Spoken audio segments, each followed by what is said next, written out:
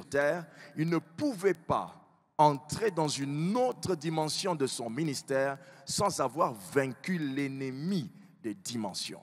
En termes de dimension, il y a toujours ce que nous appelons le combat des dimensions. C'est le thème de ce matin. Nous acclamons le Seigneur.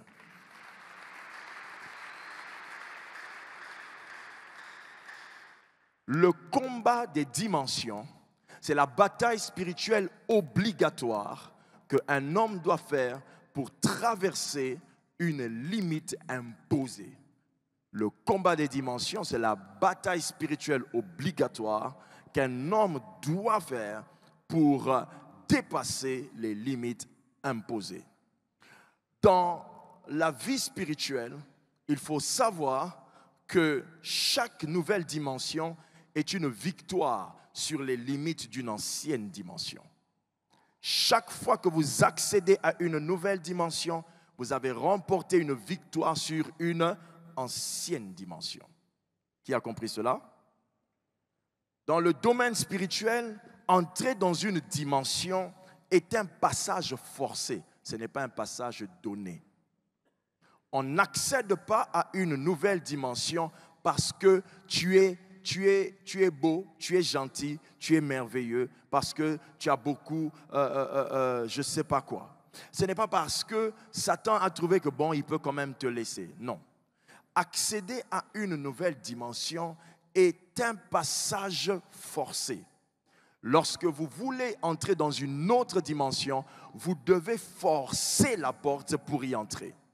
Ce n'est pas pour rien que vous voyez que certaines personnes, depuis des années, sont toujours ce qu'elles sont. C'est pour dire que ça ne dépend pas de la famille, ça ne dépend pas des origines, c'est une affaire de dimension à arracher. La Bible dit que depuis le temps de Jean-Baptiste, le royaume de Dieu est forcé. Ce sont les violents qui s'en emparent. Et pourtant, c'est le royaume des cieux. Et pourquoi le royaume n'est pas offert gratuitement? Parce que dans le domaine spirituel, il faut nécessairement un sacrifice pour une gloire. La grâce n'exclut pas l'effort de l'homme. La grâce n'exclut pas l'effort de l'homme. Lorsque, par exemple, vous savez que Dieu est avec vous, c'est ainsi que vous dites avec Dieu, je vais faire des exploits, je peux renverser mes ennemis. La grâce fonctionne quand tu as le courage d'affronter. Mais la grâce, ça ne fonctionne pas quand tu croises les bras et tu dis, Dieu fera. Dieu ne fera pas si tu ne fais pas. Le principe biblique dit ceci, que j'ordonnerai à la bénédiction d'être devant toi, non, de te suivre. Il faut que tu bouges pour que certaines choses bougent. Il y a des dimensions qui te seront toujours interdites parce que tu n'as pas osé remporter le combat des dimensions. Dans le combat des dimensions, vous devez vous imposer. Et pour ce, il y a 4 choses que vous devez imposer pour traverser une dimension. Parce que les dimensions vont vous exiger certaines choses. La première chose, une dimension nouvelle, une autre dimension. Pour y accéder, comme je vous l'ai dit qu'on y entre de manière forcée, la première chose que vous devez forcer et présenter afin de traverser une dimension, c'est une identité divine de la dimension. Présenter une identité divine de la dimension. Ce que j'aimerais vous faire comprendre ici, c'est qu'aucune nouvelle et autre dimension ne s'accède sans avoir reçu une autre révélation de Dieu. Toute chose que Dieu fait dépend de ce que Dieu te dit qu'il est. Si Dieu te révèle une identité de lui, il te donne les droits souverains d'exécuter des œuvres qui témoignent de son identité. Dieu n'est pas forgeron parce qu'il forge. Dieu est forgeron avant même de forger.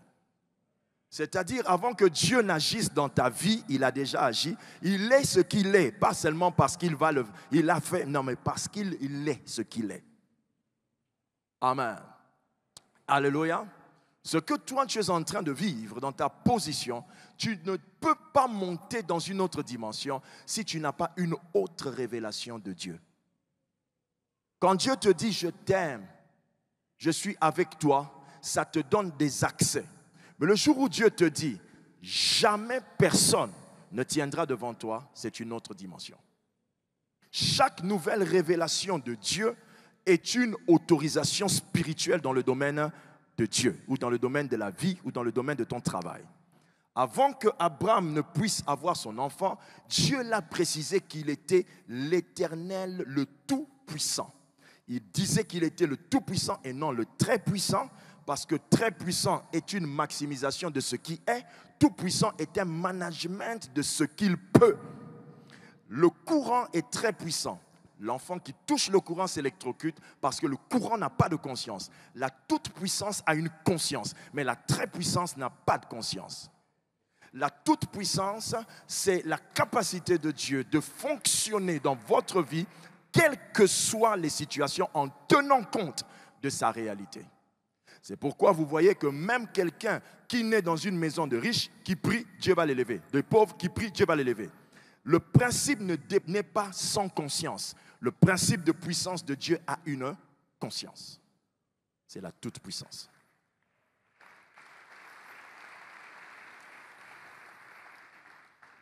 Pharaon a précisé ceci. Qui est l'Éternel pour que je vous laisse partir?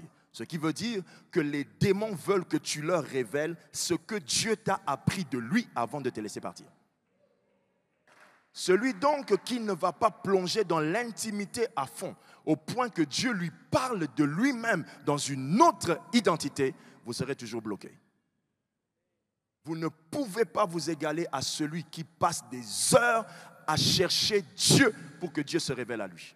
Jamais. Parce que toute révélation est une autorisation. La deuxième chose qui vous sera forcée, que vous devez forcer, vous devez me montrer ça si vous voulez passer à une autre dimension, c'est une puissance de dimension. Si vous n'avez pas une puissance de dimension, vous ne pouvez pas entrer dans une dimension. Une puissance de dimension, c'est-à-dire il faut que Dieu te donne la puissance. Amen, amen. Et cette puissance de dimension, c'est quelque chose que Dieu doit nécessairement démontrer. Dieu, comme dans le temps de la Bible, toujours Exode chapitre 7, versets 12 à 13, on voit que les magiciens de Moïse jettent le bâton, Moïse jette son bâton, mais après c'est le bâton de Moïse qui avale les autres. Autrement dit, dans le domaine de l'esprit, on ne va pas